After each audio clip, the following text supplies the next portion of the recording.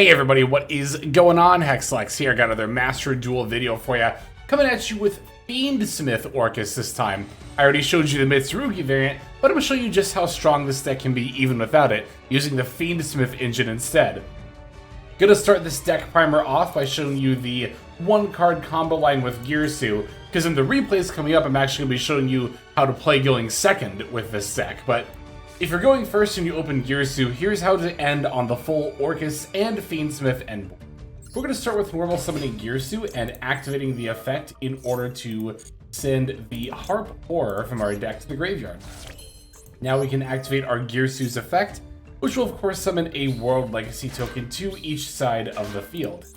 From here we can go into Galatea I by linking away our World Legacy token. And of course, once on the field, we can activate the effect of Galatea I, sending a card from our hand to the graveyard, and we're going to want to add the Orchestrated Babble to our hand, which we can then subsequently activate. Now from this point, we're actually going to go straight into the Moon of the Closed Heaven. Now that seems kind of weird, just immediately turning all of the Orcust stuff we've set up on the field so far into Moon. But remember that if we activate the effect of Orcust Harp Horror now, we're going to be locked into Dark Monsters for the rest of the turn, meaning that in order to utilize the Light Fiendsmith engine, we have to do this before we activate the Harp Horror effect. So after going into Moon of Closed Heaven, we are of course going to want to go into our Fiendsmith's Requiem, and we can then activate the Requiem effect, link that off. And from here, we're going to special summon Lacrima the Crimson Tears. Lacrima's effect will activate, and we can send our Fiendsmith Engraver from the deck to the graveyard. Alright, from here, let's activate the Engraver's Graveyard effect. We'll return Moon of the Closed Heaven to our extra deck. And we'll summon right over here. Okay, from here, we're going to go into Sequence, of course using Engraver and Lacrima. And we're going to activate the Sequence effect. At this point, what you go into, of course, is your choice. You can either go into Fiendsmith's Lacrima and make a Caesar, or you can make a Desiree if you prefer the Omni-Negate effect. I tend to prefer Desiree a little bit, so I'm going to go into that one here. Of course, we're going to shuffle back all three. And we'll summon right over here. Now, we don't want to equip the Sequence from the field. We're actually going to use it as link material. Now we are done summoning non-dark monsters, so now we can activate the effect of our Harp Horror. And this will in turn summon the Orcust Nightmare from our deck.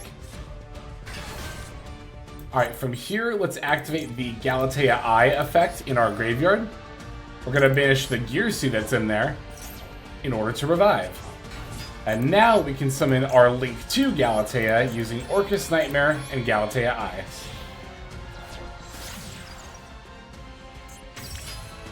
Okay, from here let's activate the Orcust Nightmare effect, banishing. It doesn't really matter what we have gain attack here, but we're going to want to dump the World Wand from our deck to the graveyard.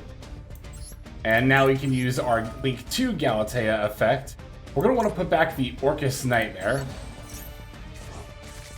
And we can set the Orcust Crescendo the counter trap directly from our deck. Alright, at this point, let's go ahead and activate our World Wands effect. And then we can special summon back either our Girsu or our Harp Horror. It doesn't like super duper matter. I'll just get Girsu here. And then now we can overlay the Ding Girsu on top of the Galatea. This will allow us to activate Ding's effect, and we're actually not going to send the token to the graveyard. We want to attach our banished Wonder Wand to the Ding, that way we can recycle it. Alright, from this point we can go into Long Girsu using Fiendsmith's Sequence and our Ding as materials. And this, by the way, is the point where you can now activate Sequence and equip it to your Desiree. And then from here, we're just going to go into the Enlil Girsu using our two remaining Orcust bodies. Now, we do still have that leftover banished card, so if you so desire, you can go for the Enlil Girsu effect This will not only cycle back the banished Orcust card you have left over, but now you can take the token. I guess technically you would want to have done Harp Horror first and then Girsu, shuffling Girsu back into the deck and then recycling Harp Horror into the graveyard, but in any case, that is our turn 1 end board. So if you really wanted to at this point, you could also end on IP by linking these off, but of course you'll give up your Desiree / Caesar or whatever you summoned there. If you have 1 extra body, you could turn the token plus the body into the IP, but I've looked up some other Fiendsmith Orcust lines and also messed around in solo mode myself, and I don't think there's a way to add IP to this end board with only just opening Girsu and nothing else. But still, we do of course have the Enlil Girsu as well as the slew of Orcust effects. Yeah, this Girsu really should be Harp Horror. That's a mistake on my part, but yeah, we have the Enlil Girsu, which can take control after our Orcust stuff starts banishing. And then, of course, we can use the Desiree to negate cards, as well as the Orcust Crescendo, which is a counter trap Omni-negate. So there you have it. That's what a sort of standard turn 1 combo line looks like. But now let's go ahead and take a look at some replays, which are going to be good examples of how to play when going second. Okay, so here is the first of our 3 going second games, and actually this one's going to be against Mitsurugi Ryzeal, and another one will be later on as well. Alright, losing the coin flip, but this deck is actually strong enough to push through quite a bit, and we have a lot of room for hand traps and board breakers. In fact, this is a pretty solid going first or going second hand here, but yeah, after they add off the X Ryzeal sending duo drive, we're going to go for the Joel and Lockbird here. Unfortunately for me, they not only opened Cross, but also Ice Ryzeal as well, so they can set Plasma Hole and still set up a 4-material detonator with that Plasma Hole and the Cross, even though I had the Joel and Lockbird. So that's pretty unlucky for me. Also, of course, the fact that they didn't really set up the nib, so I can't make use of that here, but we can still push through. Top deck Imperm is awesome, though we did already have the drop one in hand if we really needed to. I'm going to start with the Fiendsmith's Tracks here. Try to use my Fiendsmith cards to see if I can bait out some hand traps or some of that back row there. Going to go for the Fabled Lurie. That will draw out the Ryzeal Plasma Hole, which is going to get destroyed. Normal summon Girsu. Girsu F to send. They're going to use Cross to negate that. I can go for the second Girsu F to summon the World Legacy token to each field, though. And then I'll turn my World Legacy token into Galatea Eye. It is amazing just how much more extension Orcust has now. You know, Orcust previously was a deck where, like, 1 negate felt like it was just a complete turn ender, but now, as you can see, our opponent's got an Imperm on the Galatea Eye, and we're still going to power through that. And OTK on this turn, spoiler alert. I'm going to then pivot into my Fiendsmith engine from here, going into Moon of Closed Heaven, and then linking that off into Requiem. Basically, at this point, I can see the line, right? Because I can still special the Galatea Eye from my graveyard and access to Orcust bodies that way. So if I can manage to steal my opponent's Ryzeal detonator with Enlil Girsu, I think that having game will be not a terribly difficult task. Especially because we're going to go, of course, through the Fiendsmith engine, which will get me the Fiendsmith's Lacrima as well. Not going to make Desiree here because I have other plans for the bodies I'm going to set up, but yep, here's Sequence, put back Lurie and Requiem for the Lacrima. Lacrima F is going to revive the Engraver. And now this is the point where I can activate Galatea Eye's Graveyard effect, banishing the Girsu to revive. Now I can go Sequence plus Galatea Eye into the Long Girsu, before then going Long Girsu plus Fiendsmith Engraver into the Enlil Girsu, the Link 4. Enlil Girsu F to add back, and then I'll also put back the Girsu. Take the detonator, which is now at full power because it's no longer on my opponent's field, and this ends up being exactly 8,000 points of damage. So, very satisfying.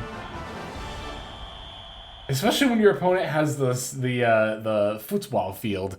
And you get your opponent's field cheering for you as you win. Oh, it's so good. But that was definitely one of the more satisfying OTKs I've had in the recent meta.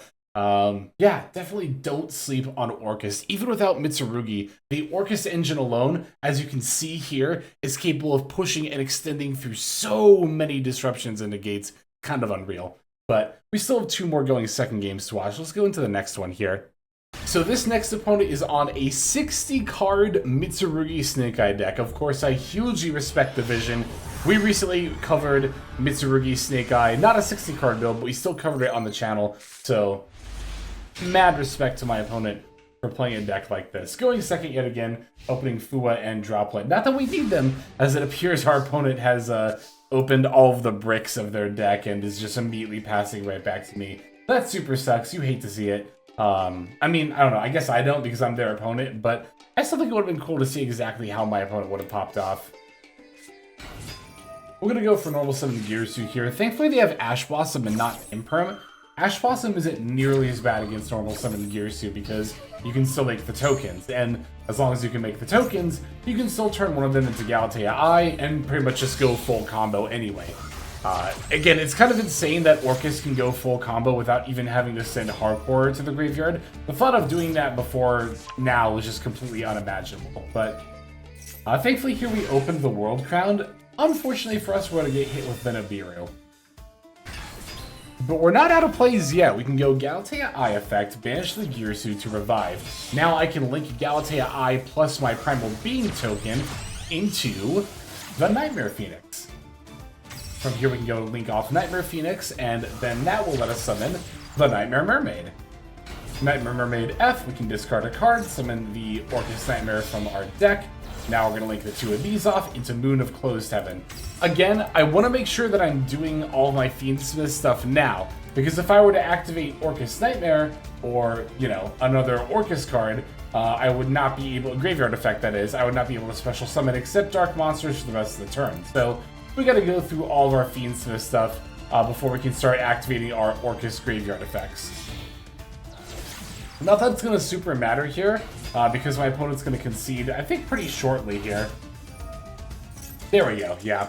I knew it was, I think, some point in the middle of my Fiendsmith combo, but I mean, from this point, it would have been Lacrima, dump Engraver, Engraver, put back Moon to revive. We could equip Requiem to get rid of the Nibiru while we were at it. Then go into Sequence for Fiendsmith's Lacrima, Fiendsmith's Lacrima to revive Engraver, and that alone is already, what, 5,400 points of damage? So at that point, we can just revive, or we can activate Orcust Nightmare graveyard effects. We even get an attack buff. We would dump Heart Pourer, so it would be by 400, so that would buff us up to 6,200 damage. And I mean, even then from there, we could banish Heart Pourer from the graveyard, summon a regular just old Girsu with 1,800 attack. 62 plus 18 would have been exactly 8,000, without even having to, like, keep comboing. Also does not factor in Fiendsmith's Lacrima 1,200 points of burn. So even if we were still somehow a little bit short, we would have been able to make up. There we go, another pretty satisfying OTK. Even if our opponent didn't open anything, still being able to push through the nib for OTK, I think was pretty cool. But I got one more duel for us to finish off with. And this last going second game is, as I alluded to before, another game against Mitsurugi Ryzeal. Yeah, it's kind of hard not to feel like you're at a little bit of a disadvantage when you're playing against so many Mitsurugi decks and you're not on Mitsurugi, but I mean, of course, games are not unwinnable by any means. Especially when you open double Fua Maxi. Kind of tends to help a little bit. And this is actually a going first game, my apologies. Oh, I thought this was a going second game because of this, right? We go Engraver for the Fiendsmith track to only get hit by the Droll and Lockbird. You know, it's kind of funny. This is like one of the only scenarios in which this deck just kind of like has to pass into the Droll and Lockbird. Fiendsmith, aside from Engraver and Attract, doesn't play into Droll at all. And Orcust doesn't really play into Droll at all either, aside from like searching off of the Galatea Eye. But that's pretty much it. So I got really unlucky here, all things considered, that I got a hand where Droll actually had me pass. But if nothing else, we can still just go Fua Maxi. They are going to go cross out on my first Fua, but I can still go the second Fua, which they don't have a response to, so we'll throw out Maxi. This, of course, is why I did not set Forbidden Droplet, because I wanted to be able to activate the 2 Fualoses in my hand. I could have maybe potentially tried to set Droplet anyway, and then go Droplet Pitch Tract, and then afterward go Fua Fua Maxi, but I think that would have been insanely greedy to try to do that. Alright, they're going to go for the Saji search, and I'm going to Ash Blossom here, seeing if that's enough to stop my opponent from continuing their plays, and it actually does end up being enough, so... Alright, on my turn, top deck World Wand is really not ideal. We're going to go for Attract, add Lurie, Pitch Lurie. Lurie F. Yeah, this is totally why I thought this was a going second game, because now on turn 3 we're finally able to make plays. So, that's my fault. I thought they were all going second, but oh well. Yeah, Ghost Bell. Not ideal against our Lurie, of course. We can still go Engraver, normal summon Fua. I should have gone into Requiem first before normal summoning Fua, just in case they had like an Ash Blossom on the Requiem. That was actually a huge misplay on my part. I forgot that I hadn't gone into Requiem yet, so I thought I had to normal summon Fuelos to be able to go into sequence.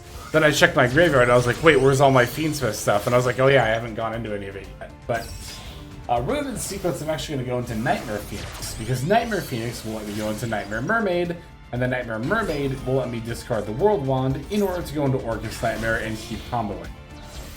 Oh, I forgot to mention this earlier. For those of you who are wondering how to combo if you open with Fiendsmith cards, right? Because I only showed how to combo if you open with Girsu.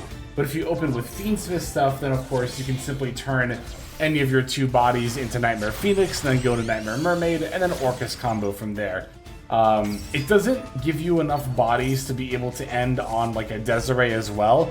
So if you open Fiendsmith cards, it's full Orcust combo, but without any Fiendsmith cards on your end board. Opening Girsu, however, is enough to end on a full Orcust board, plus the Fiendsmith Desiree / Caesar, as we demonstrated earlier in the video. So at this point, I kind of started to realize that I probably wasn't going to actually have lethal here. So instead, what I'm going to do is I'm just going to get as much damage online as I can, which is going to be, I think, this 6,900? No, 6,100. Yeah, 6,100. And then I'm just going to go into the end-mode Girsu at this point, basically. So, not able to OTK my opponent, but of course we do still have our Orcust graveyard all set up with the Orchestrated Babble, so they're all quick effects. I have a banished card, so I can take control of an opponent's monster with the End-Mill Girsu, and we also have the Omni-Negate Counter Trap Orcust Crescendo as well. So it's going to go normal summon Ice Ryzeal. I actually let this resolve just to see what they summon.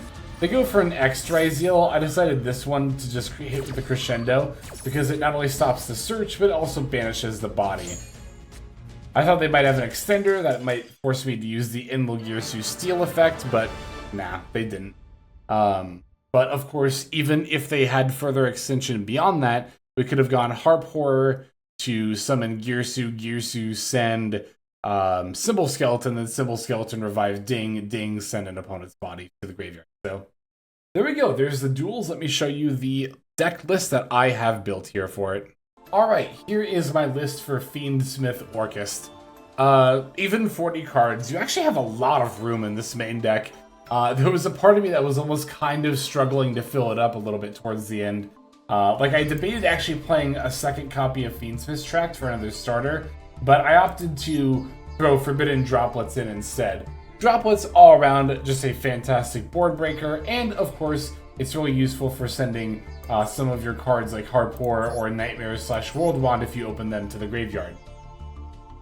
Speaking of starters and hand traps, let's go ahead and count those.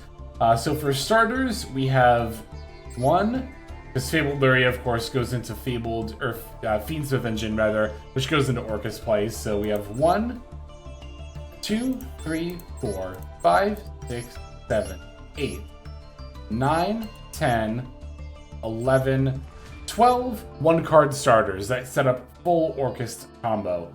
For hand traps, we're on 1, 2, 3, 4, 5, 6, 7, 8, 9, 10, 11, 12, 13, 14, 15. So 12 starters, 15 hand traps in a 40-card deck. Pretty good ratios. Also factoring in the droplets, we were playing 3 board breakers as well, which also helps when going second, and droplet, of course, being a quick play spell, is also useful when going first. So all in all, you have a ton of room in the main deck to set up ratios very nicely. We even have room for triple tack, which I've wanted to include in a lot of decks lately, but when you're already going over 40 to include Mitsurugi stuff, it feels a little bit more difficult to justify playing the triple tack as well.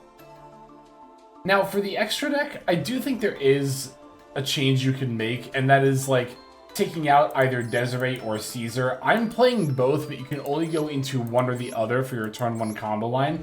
And you'll notice I'm only playing 1 Link 2 Galatea. I think in Orcust it is actually pretty important to play 2 of these, because there's a lot of times where you need to be able to go into just an Orcust body to set up some follow-up. And Galatea can recycle, of course, your banished cards, as well as setting up more stuff from the deck. I think making it a very solid option to have 2 copies of. So, you don't technically need it, but I do think it is important to have. I think in the long term, I would take out either Desiree or Caesar for that second Galatea. Like I said before, I kind of prefer ending on Desiree. I like the sort of Omni-Negate effect, but to be fair, Caesar's actually really, really good in this format because it can negate your opponent's Mitsurugi cards that special summon monsters, which is like pretty much all of them. And this can activate twice. So this is like 1 Omni-Negate versus 2 special summon negates, which that is, again, really good against Mitsurugi. So, I don't know. Again, I'm playing both, but you don't need both. But I also don't really want to commit to only playing 1, so that's why I'm playing both. And only 1 Galatea. But I think everything else in the extra deck is pretty standard / required. So, alright, that is going to go ahead and do it. Thank you, as always, for watching. Super appreciate ya. Let's go ahead and move on to our outro. Hey everybody, Hexlex here. Thank you so very much for watching all the way to the very end of the video, which, by the way, is one of the best ways to support the channel. Speaking of supporting the channel, take a look at the names on screen. These are folks who have been so generous as to either join as a YouTube member or subscribe over on patreon.com/Hexlex to support. There's also perks for doing so.